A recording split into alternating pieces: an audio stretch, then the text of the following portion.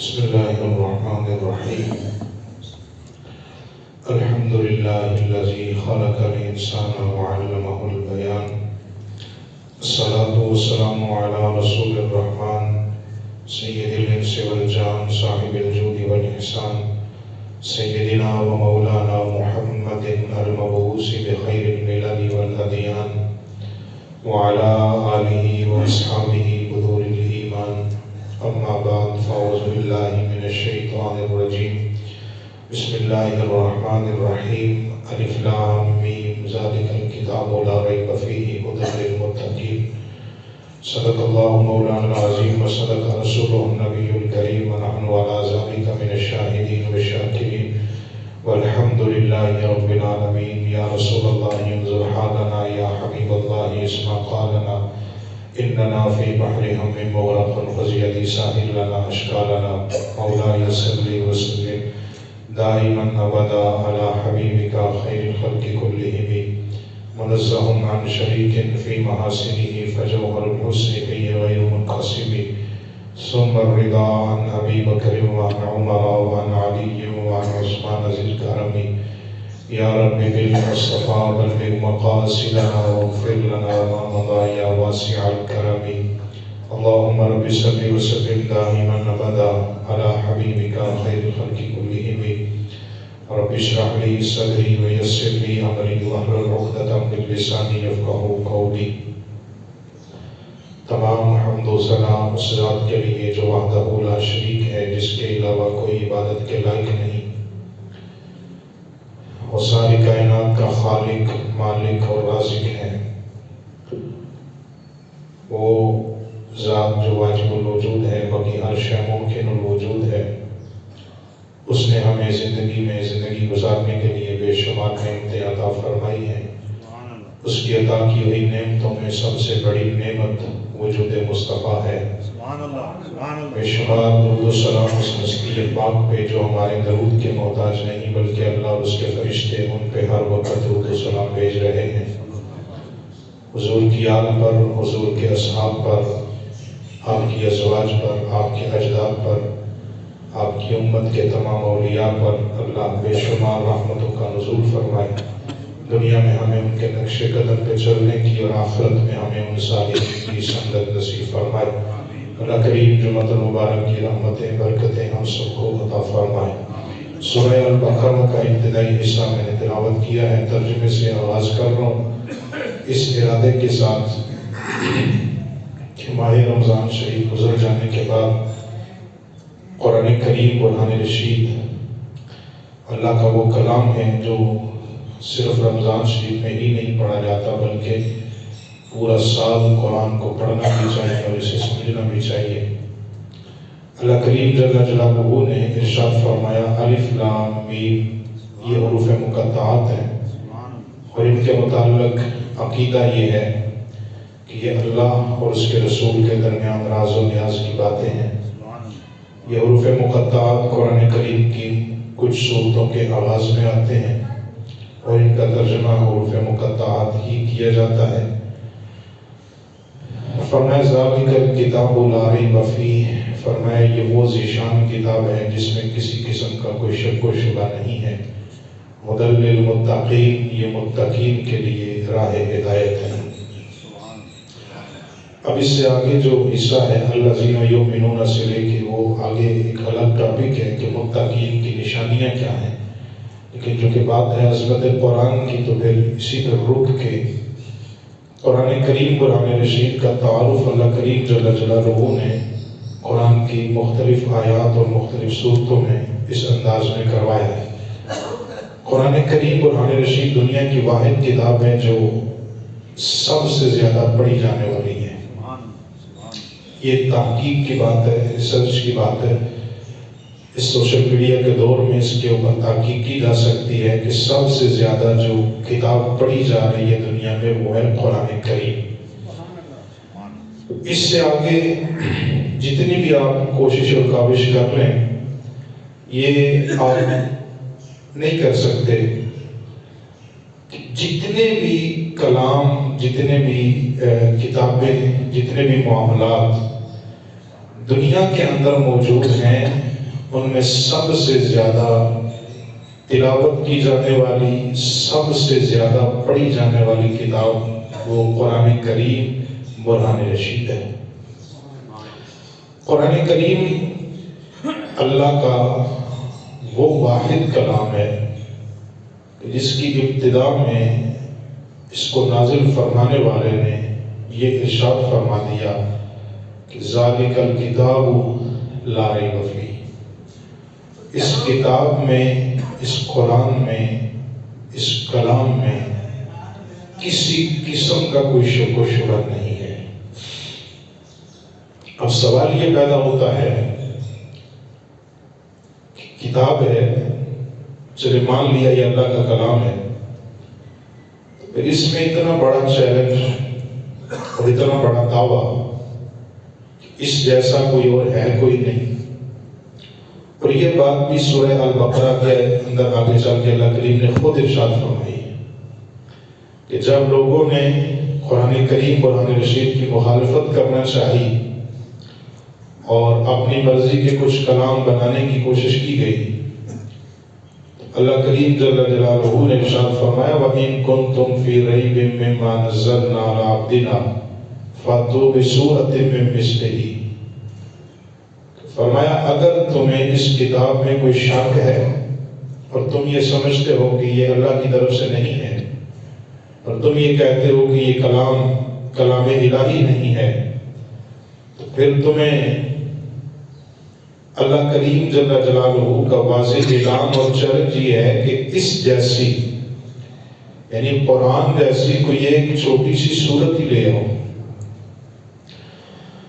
وَإِن كُنتُمْ فِي رَيْبٍ مِّمَّا نَزَّلْنَا عَلَىٰ عَبْدِنَا فَأْتُوا بِسُورَةٍ مِّن مِّثْلِهِ، لفظی ترجمہ اگر کریں تو اور لطف آئے گا۔ اللہ کریم نے فرمایا وہ کتاب جو ہم نے اپنے خاص بندے پہ نازل فرمائی، بندہ خاص پہ اس کتاب کا نزول ہوا، اگر تمہیں اس کتاب میں کوئی شک ہے اور تم اس میں کوئی شبہ رکھتے ہو تو پھر تمہیں یہ چیلنج ہے کہ اس جیسا کوئی اور کلام لے کے آؤ، اس جیسی کوئی اور صورت لے کے آؤ۔ تمہارے اندر اتنی جرأت ہی نہیں، تمہارے اندر اتنی طاقت اور قوت ہی نہیں کہ تم اس کی مثال دنیا کے سامنے رکھ سکو، اس لیے کہ یہ کسی عام بشر کا کلام نہیں ہے، اس لیے کہ کسی عام بندے کا کلام نہیں، یہ کلام خدا ہے۔ اور اسی کے اوپر رک کے یہ جملہ سنیے گا، جب قرآن کریم قرآن رشید کا نزول ہو رہا تھا اس وقت مکے کے اندر بڑے بڑے شاعر تھے جن کا کلام بڑا عروج پہ تھا اور ان کی شاعری کے تذکرے کمال کے تھے، اور لوگ یہ سمجھتے تھے کہ ان جیسا کوئی کلام لکھ نہیں سکتا، اور ہر شاعر یہ کوشش کرتا کہ اچھے سے اچھا کلام لکھ کے وہ خانہ کعبہ کی دیوار کے ساتھ لٹکایا جاتا، لوگ آگے دیکھتے، پھر لوگ اس کی تعریفیں کرتے کہ اس جیسا تو کوئی اور لکھ ہی نہیں سکتا۔ قربان جاؤں عظمت قرآن پہ اور قربان جاؤں صاحب قرآن کی بصیرت پہ۔ آقا کونین صلی اللہ علیہ وآلہ وسلم نے جب یہ شاعر اپنا کلام لکھ کے دیوارے خانہ کعبہ کے ساتھ لٹکانے لگے تو نبی نے اپنا کلام لکھا اور لکھ کے اس نے دیوارے خانہ کعبہ کے ساتھ لگایا، اور ساتھ یہ لکھا کہ کسی کے اندر جرأت ہے تو اس کا مقابلہ کر کے دکھائے۔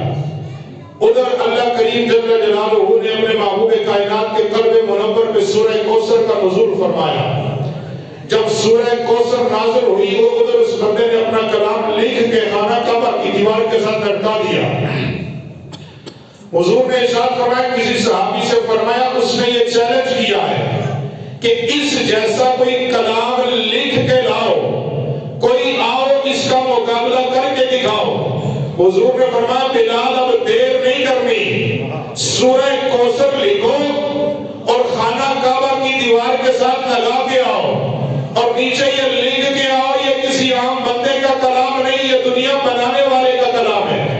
جب سورہ کوثر کو خانہ کعبہ کی دیوار کے ساتھ لٹکایا گیا، مکے کے جتنے شاعر تھے سارے منہ لٹکا کے اپنا اپنا کلام اتار کے گھر کی طرف جانے لگے. پوچھا تمہیں کیا ہوا؟ تمہارا تو یہ چیلنج تھا کہ اس ہم جیسا کوئی لکھ نہیں سکتا. انہوں نے کہا ہم نے بھی زندگی شاعری میں لگائی ہے, ہم بھی عربی زبان کو سمجھنے والے ہیں, ہم بھی فصاحت و بلاغت کے بڑے ماہر ہیں, لیکن کائنات بنانے والی ذات کی قسم ہے یہ جو کلام آج دیوار خانہ کعبہ کے ساتھ لگا ہے نہ اس سے پہلے کوئی لگا سکا ہے نہ اس کے بعد کوئی لگائے گا. کیوں؟ کلام بھیجنے والا خدا ہے, جن کی طرف آیا ہے وہ ذات مصطفیٰ ہے.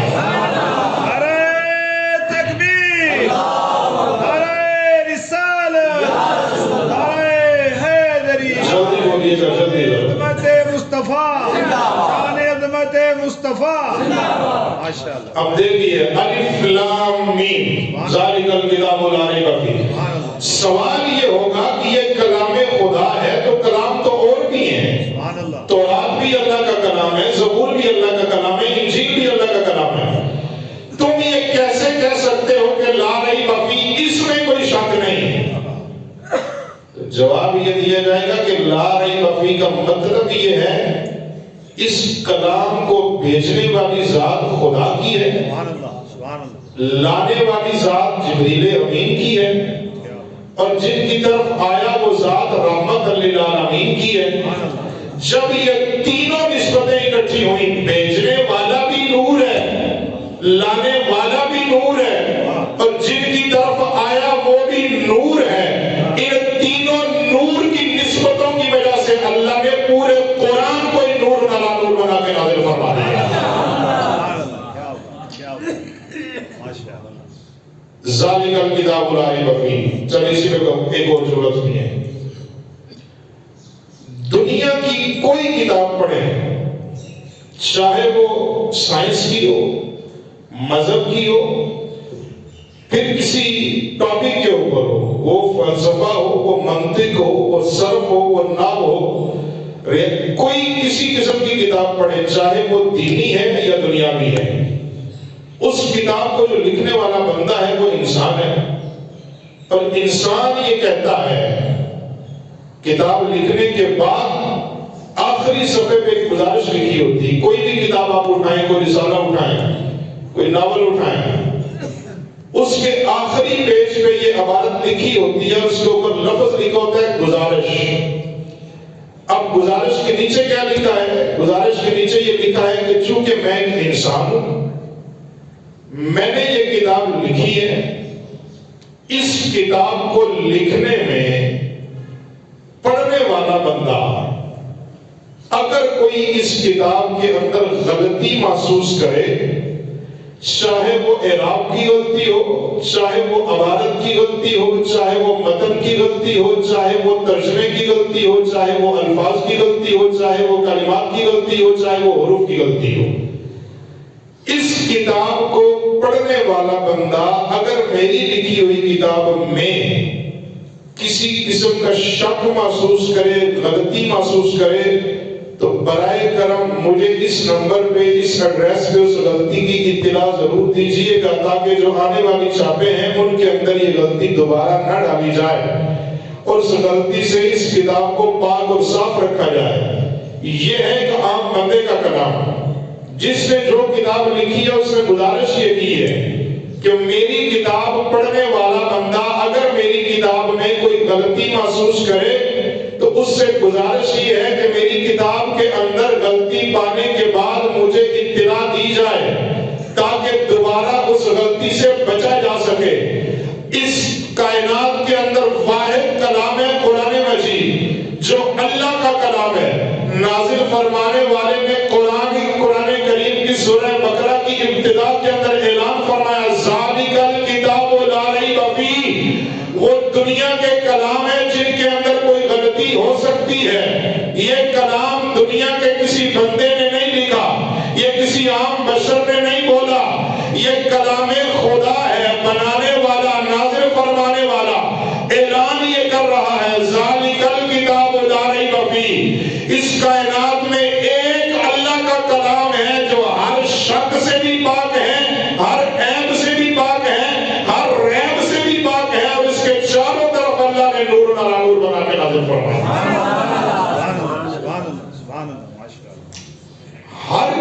کلام کے اندر یہ بات موجود ہے کہ اگر میری کتاب پڑھے کوئی تو اس میں غلطی دیکھے تو مجھے اطلاع دی جائے، لیکن قرآن کی ابتدائی یہاں سے ہو رہی ہے ذالک الکتاب لا ریب فیہ۔ پڑھنے والوں تمہیں چیلنج ہے، کتاب پڑھو جتنا دل کرے پڑھو۔ اور یہاں پہ رک کے ایک اور جملہ سنیے گا، بڑے بڑے کلام اس دنیا میں آئے بھی ہیں، پڑھے بھی جا رہے ہیں، پڑھے بھی جاتے رہیں گے۔ یہ جملہ بڑے غور سے سنیے گا اور اس کو دل میں جگہ بھی دیجئے گا، شاید کہ اتر جائے کسی دل میں میری بات، اور جو میرا مین مقصد تھا بات کرنے کا وہ بھی شاید پورا ہو جائے کہ قرآن کریم صرف ماہ رمضان شریف میں نہیں پڑھا جاتا، رمضان شریف کے بعد بھی قرآن کی تلاوت کریں تو ثواب ملتا ہے۔ سبحان اللہ، سبحان اللہ، یہ سبحان اللہ کیا نہیں والی بات ہے، پڑھنا اپنے مرضی سے ہے۔ سبحان اللہ کہیں بلند آواز سے، باجماعت سبحان اللہ کہیں۔ جتنے بھی کلام اس وقت دنیا میں موجود ہیں، جتنی بھی کتابیں موجود ہیں،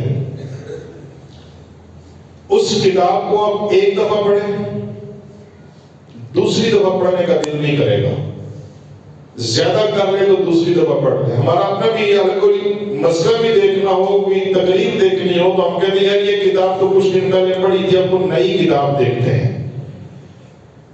آج تک کسی بندے نے کسی مولوی سے یہ مسئلہ نہیں پوچھا کہ قاری صاحب آپ نے فجر کی نماز میں بھی سورہ فاتحہ ہی پڑھی تھی، مغرب میں بھی سورہ فاتحہ ہی پڑھ رہے ہیں، عشاء میں بھی وہی پڑھ رہے ہیں، ظہر میں بھی وہی پڑھ رہے ہیں، عصر میں بھی وہی پڑھ رہے ہیں۔ قاری صاحب کلام تو ایک بار ہی پڑھا جاتا ہے، کتاب بار بار تو نہیں پڑھی جاتی۔ اس کائنات میں واحد کتاب اور واحد کلام اللہ کا کلام ہے جسے قرآن کہتے ہیں۔ یہ جب بھی پڑھو، جس وقت بھی پڑھو، کسی کلام کو پڑھنے کا ثواب نہیں ملتا۔ یہ واحد کلام قرآن کریم ہے، جب جب پڑھو تو ایک ایک حرف کے بدلے اللہ 10 نیکیاں عطا فرماتا ہے۔ نعرہ تکبیر، نعرہ رسالت، نعرہ حیدری، شان عظمت مصطفیٰ، شان عظمت مصطفیٰ، ماشاءاللہ۔ اگر تو آپ مجھے سانس دلانے کے لیے نعرہ لگا رہے ہیں تو یہ احسان مجھ پہ نہ کریں، میں بغیر سانس لیے طویل کر سکتا ہوں، کوئی اتنا بڑا کام نہیں ہے۔ لیکن اگر آپ نے نعرہ عیسی صاحب نے لگایا ہے اور آپ نے جواب دینا ہے تو جواب دیں، کہ جواب دیا جاتا ہے۔ ویسے جواب نہ دیں کہ آپ بڑے سست ہو کے بیٹھے، نہ تو آپ نے روزہ رکھا ہے، نہ کوئی موسم گرمی کا ہے، نہ ہی آپ کو بڑے لمبے چوڑے سفر سے آئے ہیں۔ اگر نعرہ لگانا ہے تو نعرے کا جواب وہ دیں جو نعرے کا جواب آنا چاہیے۔ سبحان اللہ۔ نعرہ تکبیر، نعرہ رسالت، نعرہ حیدری، شان عظمت مصطفیٰ، شان عظمت مصطفیٰ، نعرہ تحقیق۔ اب دوسری بات سنیے عظمت قرآن کے اوپر۔ سبحان اللہ، سبحان اللہ۔ اللہ کریم جل جلالہ نے انبیاء کرام پہ کلام نازل فرمایا، تورات، زبور اور انجیل۔ توجہ سے رک کے بڑے آرام کے ساتھ یہ جملہ سنیے گا۔ اللہ کریم نے جب کلام نازل فرمایا، نبیوں کو دیا، نبیوں کو کلام عطا فرمانے کے بعد عطا فرمانے والی ذات نے یہ فرمایا کہ یہ کلام تمہارے پاس ہے، اس کے اندر آپ کی امت کے لیے یہ احکامات ہیں، یہ کام انہوں نے کرنا ہے، یہ نہیں کرنا، یہ حلال ہے، یہ حرام ہے، یہ جائز ہے، یہ ناجائز ہے، یہ کرنا ہے، اس سے بچنا ہے۔ سارے کا سارا کلام نازل فرما کے نبی کو عطا فرما کے اس نبی کو اللہ کریم نے یہ ارشاد فرمایا کہ اب اس کلام کی حفاظت کی جو ذمہ داری ہے وہ آپ پہ، اس کلام کی حفاظت کی ذمہ داری وہ آپ پہ، اس کے اندر کوئی تبدیلی ہو، اور وہ تبدیلیاں لوگوں نے کی ہیں۔ زبور، انجیل، تورات، یہ تینوں، انجیل اگر آپ پاکستان میں دیکھیں تو اور ہے، یو کے میں دیکھیں تو اور ہے، یو ایس اے میں دیکھیں تو اور ہے۔ قرآن گجرات میں پڑھیں تو وہی ہے، مکے میں بیٹھ کے پڑھیں وہی ہے، مدینہ میں بیٹھ کے پڑھیں وہی ہے، آسٹریلیا میں جا کے پڑھیں پھر بھی وہی ہے، قرآن نہیں تبدیل ہوا۔ سبحان اللہ، سبحان اللہ۔ اللہ کریم نے نبی کو کتاب دی ہے، نبی سے فرمایا اے اللہ، اے میرے نبی، یہ کتاب میں نے آپ کو دی ہے، آپ کی امت کے احکامات اس کے اندر موجود ہے، حفاظت کی ذمہ داری آپ کی ہے، اس کے اندر کوئی تبدیلی نہ ہو، اگر تبدیلی ہو تو اس کے ذمہ دار آپ ہیں۔ اس کائنات کے اندر واحد کلام قرآن کریم ہے، اللہ کریم نے نازل فرمایا تو ساتھ میں یہ بھی فرمایا اِنَّا نَحْنُ نَزَّلْنَا الذِّکْرَ وَإِنَّا لَهُ لَحَافِظُونَ۔ اے کائنات والو، ہم اس بات کا بھی چیلنج کرتے ہیں، وہ کلام اور ہیں جن کے اندر لوگوں نے اپنے مطلب اور اپنے مقصد کی تبدیلیاں کی ہیں، یہ عربی زبان کا وہ متن ہے کہ کائنات میں قیامت آ سکتی ہے، اس قرآن کی زبر کو کوئی زیر نہیں کر سکتا، زیر کو کوئی پیش نہیں کر سکتا، پیش کو کوئی جزم نہیں کر سکتا، جزم کو کوئی مد نہیں کر سکتا۔ پروردگار کیوں فرمایا ان کتابوں کی حفاظت کی ذمہ داری میں نے بندوں کو دی ہے، لیکن یہ وہ کلام ہے جس کی حفاظت کی ذمہ داری اللہ نے قیامت تک اپنے ذمہ کرم میں اٹھا رکھی ہے۔ کیا بات، کیا بات، سبحان اللہ، اِنَّا نَحْنُ نَزَّلْنَا، میں کسی واقعہ کی طرف نہیں جا رہا۔ تیسری بات سنیے، قرآن کریم برہان رشید یہ اللہ کا کلام ہے، سبحان اللہ، سبحان اللہ۔ دوسرے بھی اللہ کے کلام ہیں۔ اب کوئی بندہ آپ سے سوال تو کر ہی سکتا ہے، سوشل میڈیا کا دور ہے، کوئی غیر مسلم آپ سے پوچھے یار یہ بھی اللہ کا کلام ہے، تورات زبور انجیل بھی اللہ کا کلام ہے، تو اس میں اور ان میں فرق کیا ہوگا؟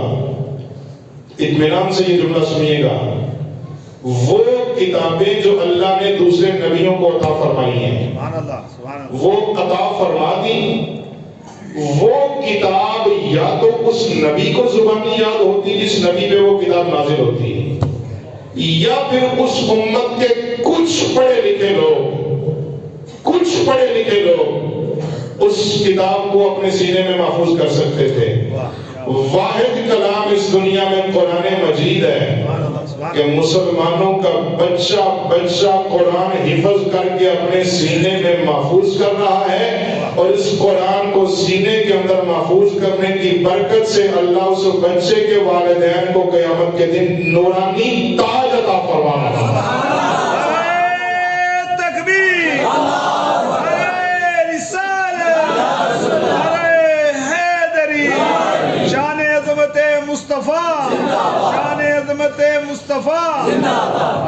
اب دوسرا فرق یہیں پہ سنیے گا، یہ بھی اللہ کا کلام ہے، وہ بھی اللہ کا کلام۔ ایمان ان کے اوپر بھی ہے، ایمان اس کے اوپر بھی ہے، کیونکہ وہ اللہ کا کلام ہے، اس پہ ایمان رکھنا یہ مسلمان کے علامات کے اندر شامل ہے کہ وہ اللہ کا کلام ہے۔ لیکن فرق کیا ہے؟ فرق یہ ہے کہ وہ کتاب اللہ نے جس نبی کو عطا فرمائی ہے نا، وہ یکدم ایک دفعہ نازل فرمائی ہے۔ جملہ سنیے گا، ایمان تازہ ہوگا۔ جس نبی کو وہ کتاب دی ہے نا، وہ ایک دفعہ ساری کی ساری کتاب نبی کو عطا فرماتی ہے۔ یہ لے جائیں جس کے اندر آپ کی امت کے احکامات ہیں۔ جب قرآن کے نزول کی باری آتی ہے نا، دیکھیے گا قرآن اور صاحب قرآن کا تعلق کتنا گہرا ہے۔ جب اس قرآن کو نازل فرمانے کی باری آئی تو فرمایا وہ نبی اور تھے، وہ کلام اور تھا، وہ قانون اور تھا، وہ اصول اور تھا، وہ طریقہ اور تھا، وہ قاعدہ اور تھا۔ جب کسی نبی کو کتاب دینی ہوتی تو کتاب ایک دفعہ نازل فرما کے دے کے فرماتے یہ لے جاؤ، اپنے احکامات اپنی امت کو جا کے پہنچا دو۔ جب قرآن کے نزول کا وقت آیا تو فرمایا اب ہم قرآن ایک بار میں نازل نہیں کریں گے، تھوڑا تھوڑا وقت لگے گا، 23 سال کا وقت لگے گا، 24,000 مرتبہ جبریل آئے گا، 6,666 آیتیں آئیں گی۔ پروردگار ایک بار نازل نہیں کرنا، فرمایا نہیں، ان نبیوں کو احکامات دینے تھے۔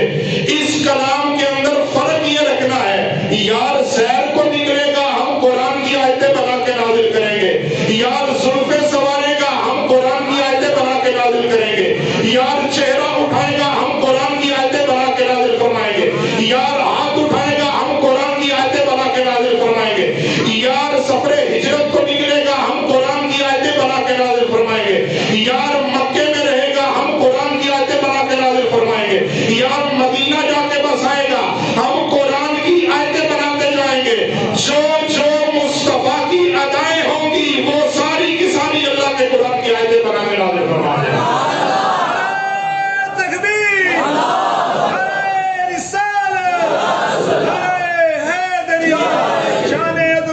مصطفیٰ تاجدار ختم نبوت تاجدار ختم نبوت ماشاءاللہ تیسرا فرق، کیا بات کیا بات یہ بھی کلام وہ بھی کلام۔ کیا بات کیا بات سوشل میڈیا کے زمانے میں کوئی بندہ آپ سے پوچھے کہ آپ مسلم ہیں بتائیں یہ بھی کلام ہے وہ بھی کلام ہے تو ان میں اور ان میں فرق کیا ہے، یہ خاص کیوں ہے؟ جواب یہ دیا جائے گا خاص اس لیے ہے وہ کتابیں جب اللہ کریم نے نازل فرمائی جس نبی کو وہ کتاب دینی ہوتی اللہ اس نبی کو ایک خاص مقام پہ بلاتا، پھر اللہ فرماتا یہ آپ کے لیے کتاب ہے، آپ کی امت کے احکامات ہیں، یہ ساتھ لے جائیں۔ حضرت موسیٰ علیہ السلام کا واقعہ آپ کے سامنے ہے، کوئی دور پہاڑ پہ آئیں اپنی کتاب لے جائیں۔ جس نبی کو اللہ نے کتاب عطا فرمائی خاص مقام پہ بلا کے، خاص جگہ پہ بلا کے، خاص وقت میں بلا کے، خاص حالت میں بلا کے اللہ نے وہ کلام وہ کتاب کو سارا نسخہ عطا فرمایا۔ جب قرآن کی باری آئی تو اللہ نے فرمایا ہم ایسے نہیں بنائیں گے، ایسے نہیں بلائیں گے، ایسے عطا نہیں فرمائیں گے۔ اللہ تو کیسے عطا فرمائے گا؟ فرمایا ہم نے دوسرے نبیوں کو عطا فرمایا، خاص مقام پہ بلایا، خاص جگہ پہ بلایا، خاص حالت میں بلایا۔ اب یار کی باری آئی ہے اور یار کے کلام کی باری آئی ہے، اب ایسے نازل نہیں فرمائیں گے۔ اللہ کیسے نازل فرمائے گا؟ فرمایا ہم ایسے نازل فرمائیں گے یار اگر مکے میں ہوگا قرآن مکے میں آئے گا، یار مدینے جائے گا قرآن مدینے جائے گا، یار طائف کے بازاروں میں ہوگا قرآن طائف کے بازاروں میں جائے گا، یار مکے کے پہاڑوں میں ہوگا قرآن مکے کے پہاڑوں میں جائے گا، یار مدینے کی گلیوں میں ہوگا قرآن مدینے کی گلیوں میں آئے گا، یار صلح حدیبیہ کرے گا قرآن مقام حدیبیہ میں آئے گا، یار میدان بدر میں ہوگا قرآن بدر میں آئے گا، یار احد کے پہاڑ پہ ہوگا قرآن احد میں پہاڑ کے اوپر جائے گا۔ پروردگار کہنا کیا چاہتا ہے؟ فرمایا قرآن پڑھ کے دیکھو، تحقیق کر کے دیکھو، ساری ریسرچیں کر کے دیکھو، یار مکے میں ہوگا اللہ قرآن کی صورتیں مکی بنا کے نازل کرے گا، یار مدینے میں جائے گا اللہ قرآن کی صورتیں مدنی صورتیں بنا کے نازل فرماتا جائے گا۔ اگر کوئی بندہ پوچھے یہ بھی کلام وہ بھی کلام تو یہ جواب یاد رکھیے گا ہم اس کلام کو کلام کی وجہ سے نہیں مانتے، ہم اس کلام کو کلام کی وجہ سے نہیں مانتے بلکہ ہمارا عقیدہ یہ ہے یہ کلام سارے کلاموں سے افضل اور اعلیٰ اس لیے ہے کہ اللہ نے جس ذات پہ اس کلام کو نازل فرمایا ہے وہ ذات کائنات میں اللہ کی ذات کے بعد سب سے افضل اور اعلیٰ ہے۔ اس ذات مصطفیٰ کی نسبت کی وجہ سے ہم قرآن کو اس دنیا کے کلاموں میں افضل اور اعلیٰ تسلیم کرتے ہیں۔ وآخر دعوانا